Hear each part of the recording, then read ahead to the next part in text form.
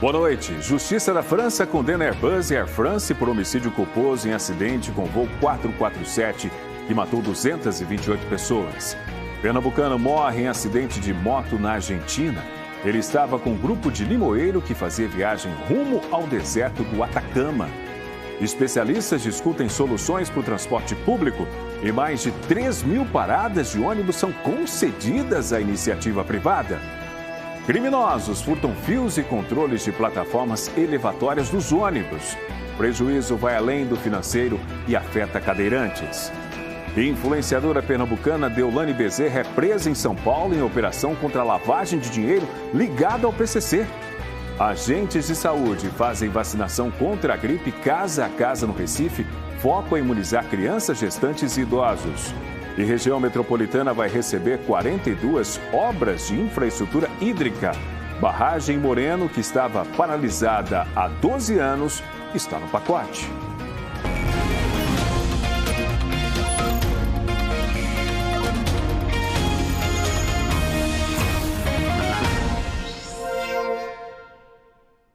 A Justiça da França condenou a Airbus e a Air France por homicídio culposo pelo acidente com voo 447 que matou 228 pessoas em 2009.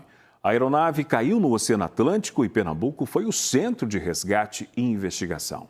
O repórter Mário Carvalho traz os detalhes ao vivo dessa nova decisão. Mário, boa noite para você. Oi, Márcio, boa noite para você, boa noite a todos. Essa decisão aconteceu 17 anos depois dessa tragédia aérea envolvendo França e o Brasil. A justiça francesa considerou a Air France e a Airbus culpadas por homicídios culposos no acidente com o voo AF447. A decisão foi tomada pelo Tribunal de Apelações de Paris e reverteu a absolvição das empresas que tinha sido determinada em 2023. A Corte entendeu que houve falhas das duas companhias que contribuíram para o acidente. Cada empresa foi condenada a pagar uma multa máxima prevista para esse tipo de crime, 225 mil euros, equivalente a cerca de 1.300.000 reais. O voo saiu do Rio de Janeiro com destino a Paris na noite de 1º de junho de 2009. 228 pessoas de 33 nacionalidades morreram.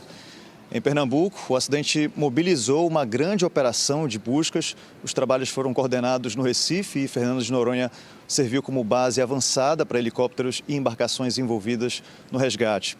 A justiça francesa entendeu que a Airbus subestimou os problemas nas sondas e não fez alertas suficientes para as companhias aéreas.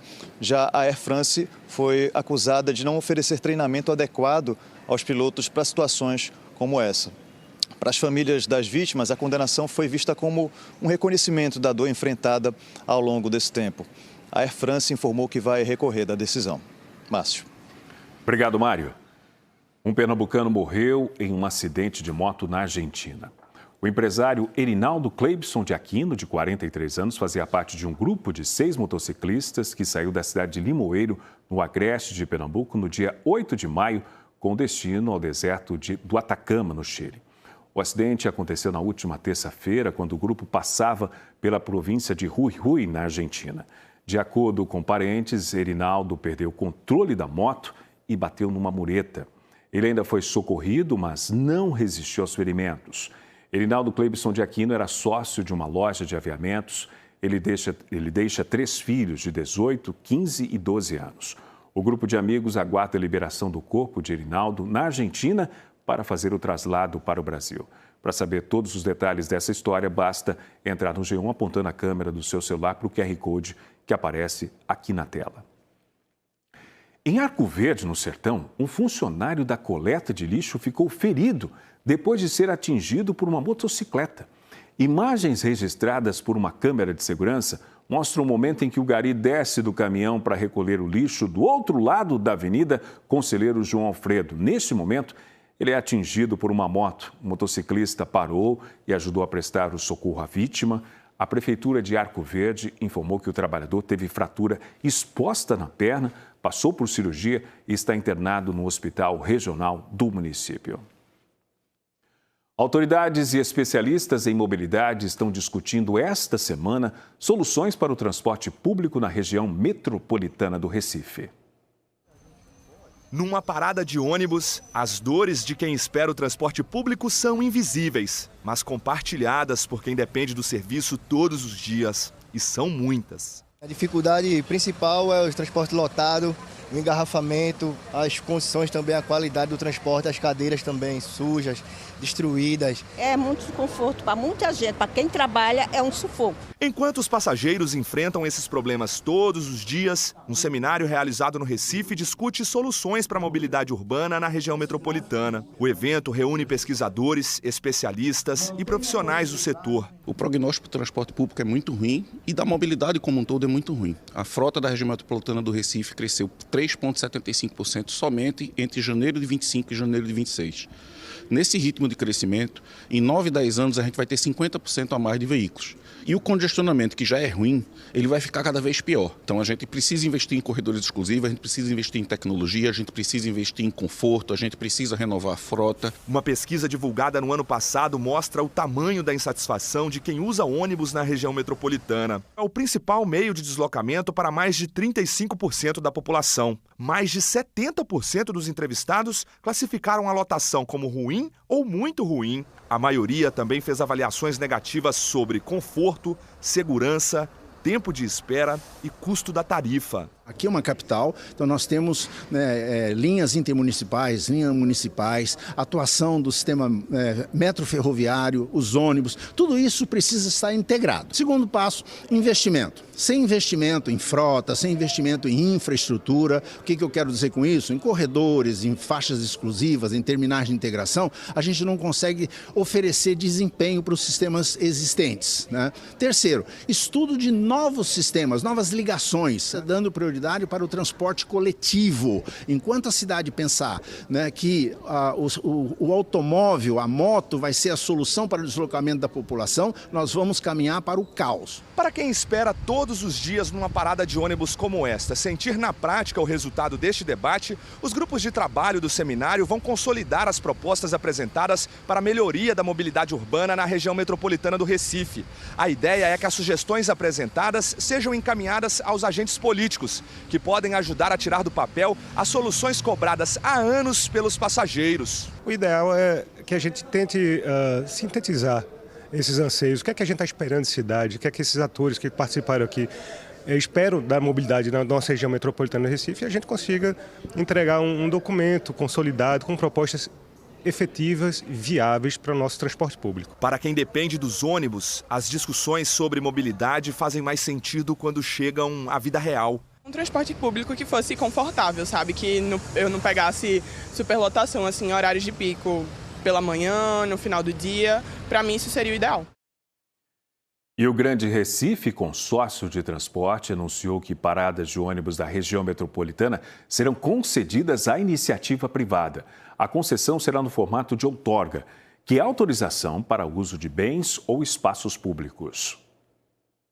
Essa licitação finalmente foi finalizada e a gente espera que, a partir desse momento, a gente já comece com a instalação de novos abrigos em toda a região metropolitana. O poder concedente, que somos nós, o Estado, o poder público, ele faz uma licitação onde ele oferece os pontos de parada, né, os locais, e aí faz um estudo financeiro do retorno que essas paradas dariam no sentido de propaganda. A empresa que vai assinar o contrato com o poder concedente, a concessionária, ela assume a responsabilidade pela manutenção e instalação dos pontos de parada e recebe a contrapartida de poder instalar um aparelho de propaganda dentro daquele aparelho público. A empresa vai nos apresentar esse projeto, vamos aprovar esse projeto, vamos aprovar ainda plano de manutenção e a partir daí começam-se as novas instalações. A partir do mês que vem, a gente já teria vamos dizer o seguinte, um início de uma mudança dessa situação. Todas as paradas que você vê hoje em situação crítica, elas vão de imediato serem trocadas. Não há previsão de gasto público na contratação. A licitação abrange metade das paradas de ônibus existentes na região metropolitana. Hoje o total é de 6.905 paradas de ônibus. Outras 2.200 foram concedidas em 2022. A licitação previa 3.450 paradas de ônibus que têm prazo máximo de instalação de 6 anos. Essas paradas estão em 14 municípios: Abreu e Lima, Araçoiaba, Cabo de Santo Agostinho, Camaragibe, Igaraçu, Ipojuca, Itamaracá, Itapsuma, Jaboatão dos Guararapes, Moreno, Olinda, Paulista, Recife e São Lourenço da Mata. A empresa vencedora é a All Space Propaganda e Marketing, conhecida no mercado da comunicação como Calas Mídia. A contratação da empresa foi divulgada no Diário Oficial de 4 de março deste ano e diz que a empresa terá exclusividade para explorar comercialmente as paradas de ônibus por 20 anos. A empresa pagará ao Estado mais de 18 milhões e 400 mil reais pelo uso do espaço público. Pessoas com dificuldade de locomoção estão enfrentando outro desafio no transporte público por causa da onda de criminalidade. Os bandidos têm um novo alvo de furtos: cabos e controles das plataformas elevatórias dos ônibus. Em apenas uma empresa, 60 ônibus foram furtados. O vídeo é do último domingo da câmera de segurança de um ônibus. Um homem aparece próximo à plataforma elevatória para embarque de pessoas com problemas de locomoção. Ele arranca o controle e os cabos da plataforma e sai ajeitando a mochila, depois desce do ônibus. O que parece ser apenas mais um furto acaba tendo impacto direto na vida de quem mais precisa do transporte público. Para quem é cadeirante ou tem algum tipo de limitação motora, pegar ônibus já é um desafio diário. Sem um elevador funcionando, subir no veículo se torna quase impossível. Eu fico muito triste, estou sabendo dessa situação e estão furtando os controles dos ônibus e eu fico pensando no meu dia a dia, porque vai chegar um tempo que eu vou querer pegar um ônibus e não vou ter condições porque não tenho controle, porque o povo está furtando o controle do ônibus. Aí isso não existe, eu me sinto 3 vezes lesado. De acordo com o consórcio Conorte, que opera 20% das linhas de ônibus do Grande Recife, 60 ônibus do começo do mês até agora tiveram esses equipamentos aqui, cabos e o controle dessa plataforma elevatória furtados. Isso prejudica principalmente quem tem alguma dificuldade de entrar e sair dos ônibus.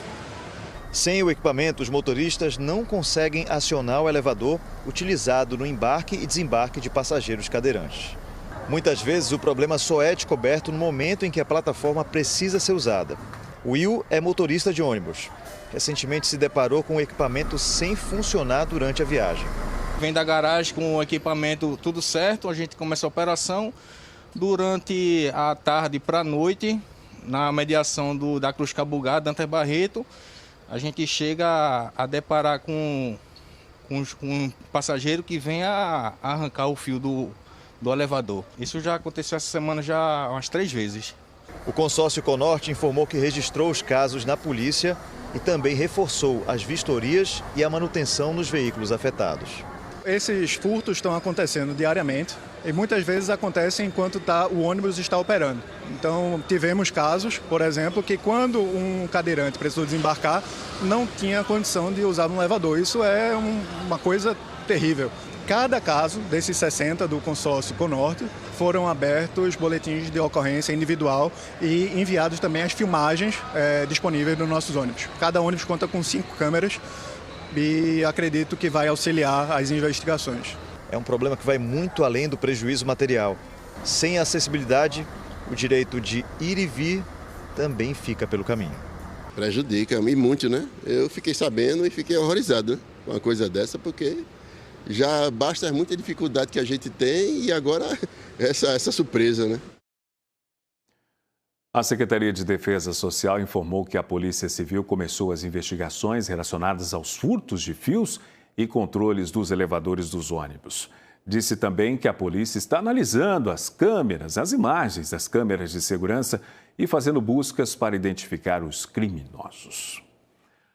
A influenciadora digital e advogada pernambucana Deolane Bezerra foi presa hoje pela manhã em São Paulo durante uma operação do Ministério Público e da Polícia Civil contra a lavagem de dinheiro do primeiro comando da capital, o PCC. Estas imagens feitas pelo Globocop mostram o momento em que as viaturas chegaram à casa de Deolane em Barueri, na Grande São Paulo. Os agentes também cumpriram mandados de busca e apreensão no local e em outros endereços ligados a ela. Uma sobrinha da influenciadora também foi presa na Espanha. Outro alvo da operação foi o chefe do PCC, o Marcola, que já cumpre pena. Segundo a investigação, o esquema de lavagem de dinheiro envolve uma transportadora de cargas ligada ao PCC que transferia dinheiro para outras contas para dificultar o rastreamento dos valores. 2 dessas contas estariam no nome de Deolane. A polícia diz que ela teria recebido em 3 anos mais de R$1 milhão da facção. O advogado de Deolane Bezerra disse que está tomando conhecimento do caso. Um idoso de 66 anos foi escalpelado e teve o braço dilacerado após ser atacado por 2 pitbulls em Carpina, na Mata Norte do estado. A notícia completa está no G1. Você confere apontando a câmera do seu celular para o QR Code que está aqui na tela.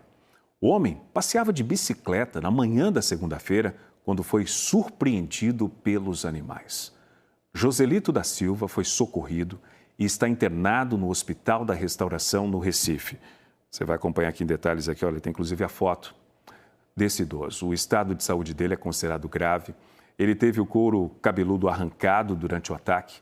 Os cães ficam no terreno, de um bar da região, mas estavam soltos quando tudo aconteceu. O dono do bar se ofereceu para custear o tratamento do idoso. A Polícia Civil registrou a ocorrência como lesão corporal. Outros detalhes no G1. Também lá no G1 tem a seguinte reportagem por lá. Um entregador foi espancado por um homem que se apresentou como segurança no estacionamento de uma lanchonete da rede McDonald's, na Avenida Agamenon Magalhães, no Recife.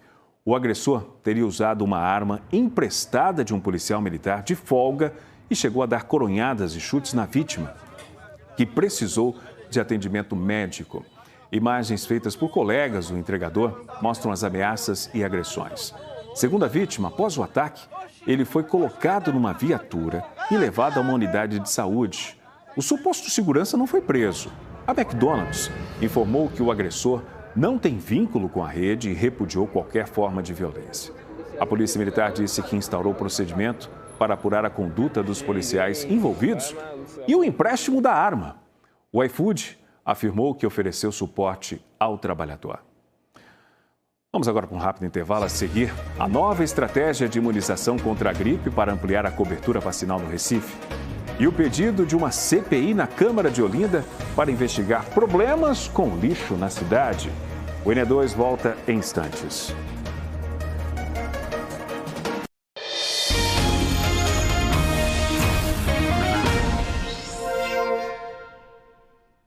NE2 de volta com o pedido de uma CPI na Câmara de Vereadores de Olinda para investigar problemas na coleta de lixo na cidade.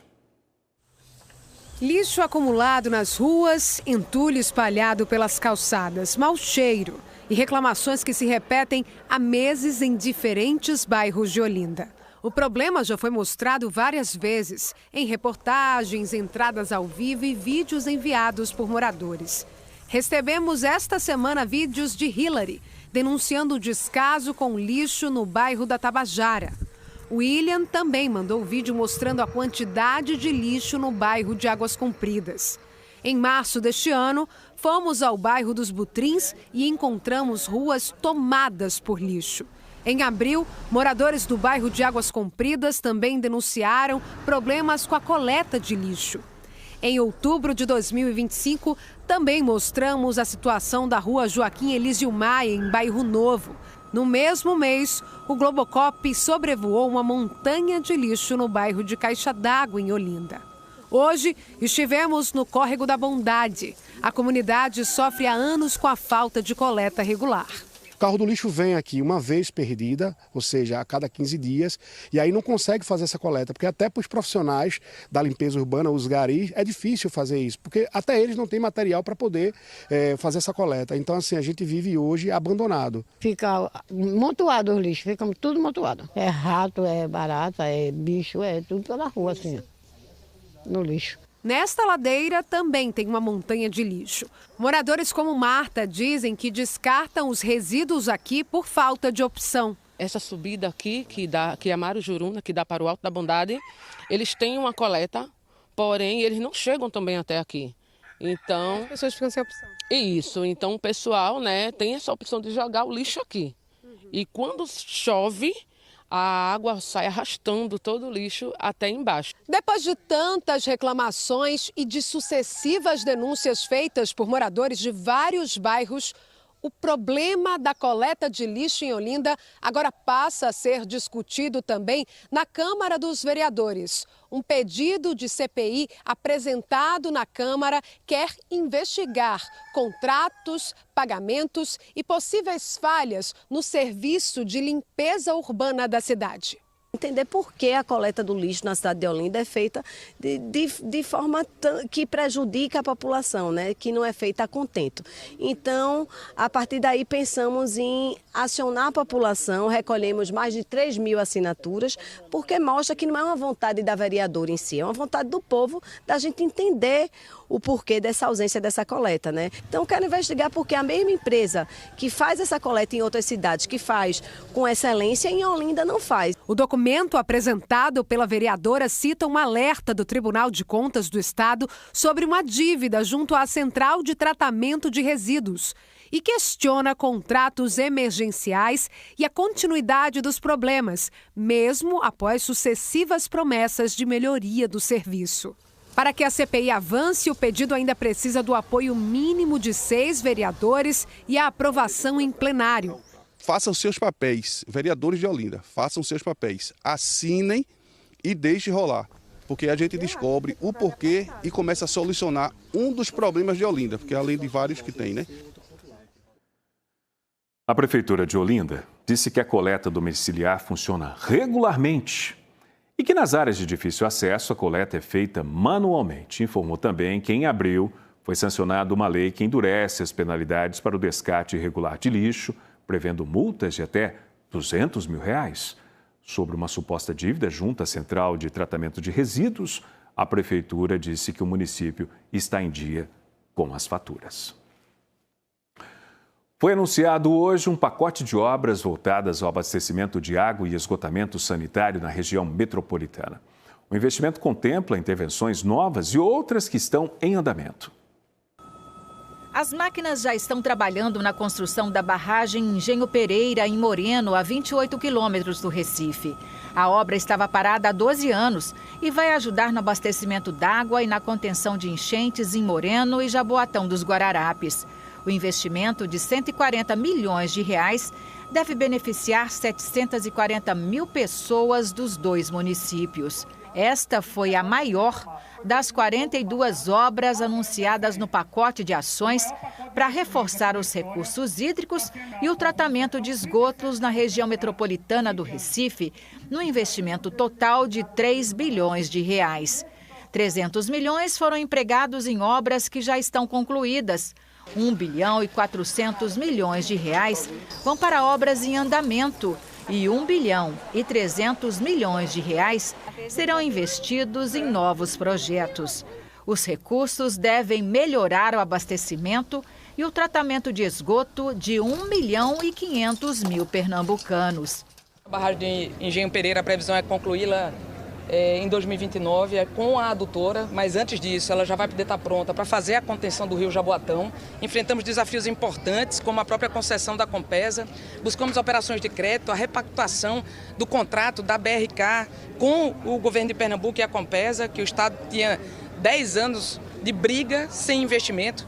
E agora a gente pode garantir esses investimentos podendo acontecer. E quando a gente fala para investimentos como esse, são obras que têm começo, meio e fim.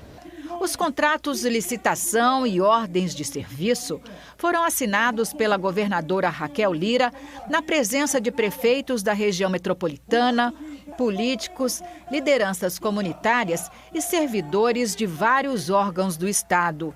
O pacote prevê a instalação de estações de tratamento de água, a implantação do sistema de abastecimento da Escola de Sargentos em Camaragibe, a perfuração de 64 poços em Olinda e Jaboatão, entre outras obras. Sistemas adutores, como as obras que estão em andamento já nos Morros do Recife, Duplicação da Alça Norte, que é uma duplicação da adutora que abastece também os morros do Recife. Tem cronograma variado. A obra termina em agosto, a obra termina em setembro e algumas vão começar. Então a população, na verdade, já deve estar começando a sentir, sim, algum efeito. O restante do estado também sofre com déficit hídrico. Virão novas obras? Várias obras já estão em andamento, né? A gente já entregou a adutora de Cerro Azul, a gente já entregou a adutora de Alto Caparibe. A primeira etapa da adutora do Agreste foi retomada e várias cidades já receberam também. E tem várias obras pontuais na região no Sertão e no Agreste que já estão em andamento. Os prefeitos estão cientes que as obras não vão representar o fim do rodízio no abastecimento, mas vão melhorar a oferta de água para os municípios da região metropolitana do Recife. O racionamento de uma capa da noite por dia vai melhorando à medida que a gente vão fazer essas obras de estruturadoras que a governadora está fazendo. Então, em breve, aí, alguns anos para frente, com certeza, nós estaremos livres do racionamento. No Recife, começou um mutirão casa a casa para aumentar a vacinação contra a gripe. Agentes de saúde estão percorrendo bairros em busca de quem ainda não se vacinou. Daniele Fonseca traz os detalhes dessa mobilização ao vivo. Oi, Daniele, boa noite para você. Boa noite para você também, Márcio, para todos que estão nos acompanhando. Falo ao vivo aqui da Policlínica Albert Sabin, que fica no bairro da Tamarineira, que é um dos pontos de vacinação, tá? E esse mutirão, essa ação está acontecendo porque os números foram bem abaixo do esperado. A intenção da Prefeitura era vacinar pouco mais de 402 mil pessoas, entre crianças abaixo de 6 anos, gestantes, idosos, e esse número foi pouco mais de 111 mil. A gente vai conversar agora com Andressa Cavalcante, ela é uma das coordenadoras de imunização, do programa de imunização do Recife. Em que esse número afetou nos planos de vocês e o prejuízo disso para a saúde? Andressa, boa noite. Boa noite. O prejuízo é com relação à própria saúde da população, que acarreta maiores hospitalizações, casos graves e pode chegar até mesmo ao óbito. Como é que vai funcionar essa ação de vocês, principalmente amanhã? Desde segunda-feira, nós estamos em um processo de intensificação com os ACS, mobilizando esses ACS para fazerem a busca ativa e verificar a situação vacinal, especialmente dos grupos prioritários, que são gestantes, idosos e crianças. Crianças a partir dos 6 meses até 5 anos, 11 meses e 29 dias. Andressa, a gente agradece demais sua participação aqui no NE2. Gente, então, aí lembrando, né, que são os agentes de saúde que vão estar aí nas casas, identificando quem não se vacinou e chamando para as unidades de vacinação. E no Recife são 170 pontos. Você confere lá no @Saúde do Recife. A gente volta contigo aí no estúdio do NE2. Márcio Bonfim. Obrigado, Daniele. Boa noite para você. Em instantes, Recife cedia evento do setor funerário. Profissionais debatem inovação, sustentabilidade e acolhimento. O NE2 volta já.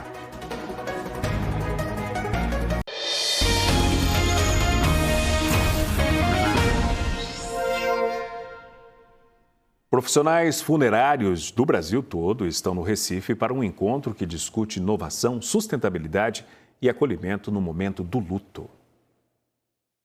É uma feira voltada para empresas e profissionais que atuam no mercado funerário. Vai até amanhã no Recife Expo Center e eu vou conversar com o organizador da feira para entender quais as ideias e temas trabalhados aqui na feira. E eu sei que um deles é o da humanização, não é isso, André? É verdade. A feira ela vai trabalhar o acolhimento ao luto, ela vai trabalhar o desenvolvimento das culturas, ela vai trabalhar a tecnologia, ela trabalha a sustentabilidade dentro do segmento, né? A gente olhando toda essa ambiência que nós estamos e principalmente as pessoas. André, aqui tem a exposição de produtos e também palestras, né? Interessante a gente ver esses dois aspectos sendo trabalhados aqui com as empresas e os profissionais. Isso, a ideia da feira é trazer empresas que vendem produtos, serviços. Para você ter ideia, tem empresas de serviço contábil, tem empresas de tecnologia, tem as indústrias de urnas, tem as empresas que trabalham com os produtos químicos, que trabalham com os acessórios,